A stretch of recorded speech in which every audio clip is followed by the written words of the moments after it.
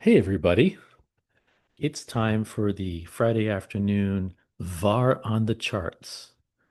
I'm your host, and we're going to take a quick look at the week that was on SPX, the index that tracks the performance of the S&P 500.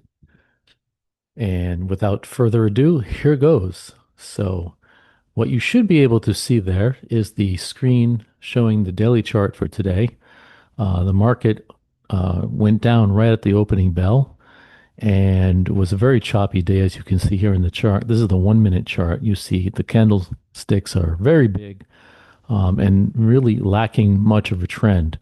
You might get one there, small uptrend between 11:15 or so and just before noon, and then maybe another one in the afternoon from about 12:30 roughly to about 2 o'clock. And after that, it was more of a downward price action, getting really wild at the end and then closing down for the day.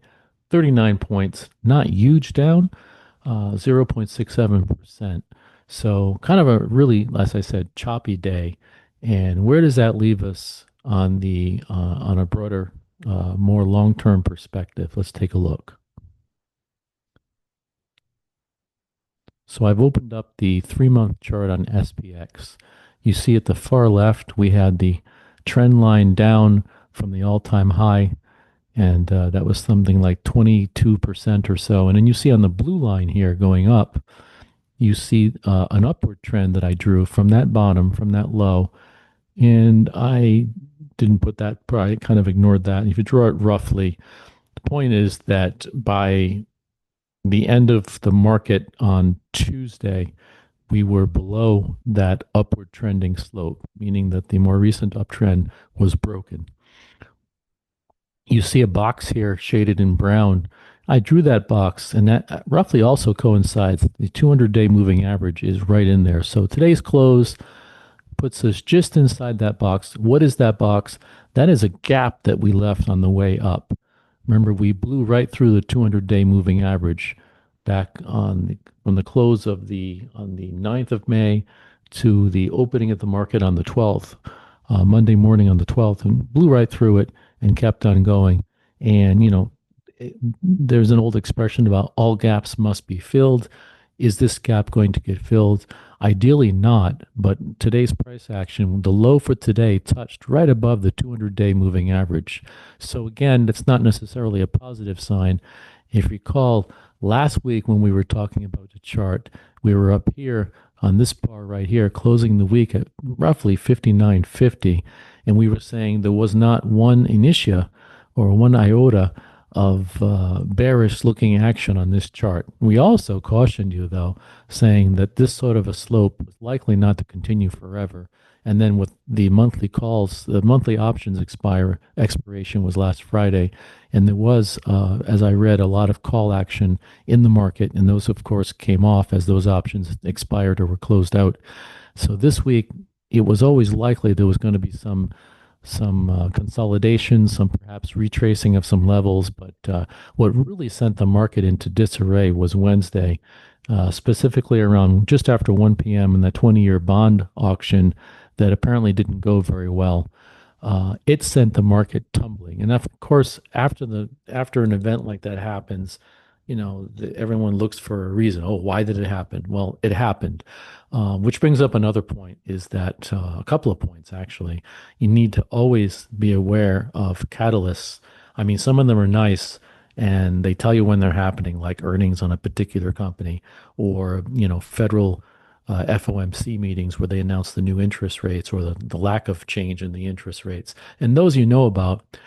This one was sort of one that usually doesn't cause so much disruption in the market, but that was finally the straw, which pretty much sent the market tumbling.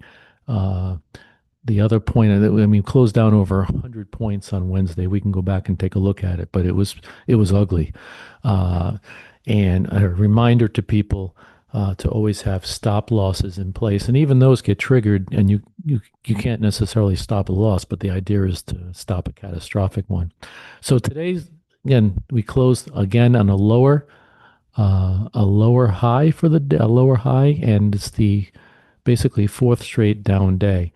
So here, what we want to see, if you're a bull, you want to see the market, and it has been fairly resilient. You want to see it not fall further into this gap here, because if it does, it could fall down to another level that was important in the past, around 5,700, and that wouldn't be ideal.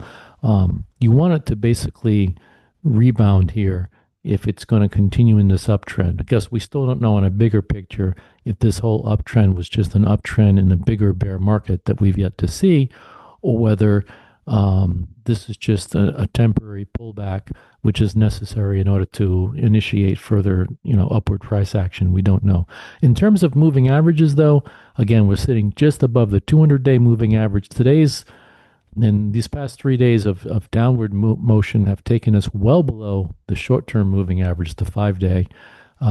Today, the 10-day passed underneath that as well. And we're sitting, like I said, just above the 200. And there was another one here. Yes, the 100 and the 200. And I'm going to have to edit that part out. We're going to take a look at the weekly. Let's see. I have the weekly chart right here.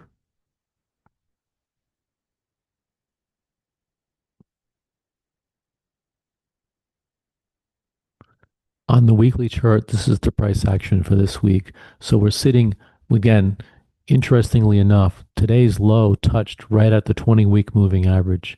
And this is the pink one here is the 5-week moving average. So it was moving up, and it sits just about the same as the 50-week moving average.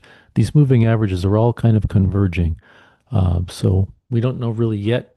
We'll have more definition as next week takes shape as to which way we're going. But on a bigger picture, again, we still moved higher from where we were back. I think it stopped recording. I don't have any idea.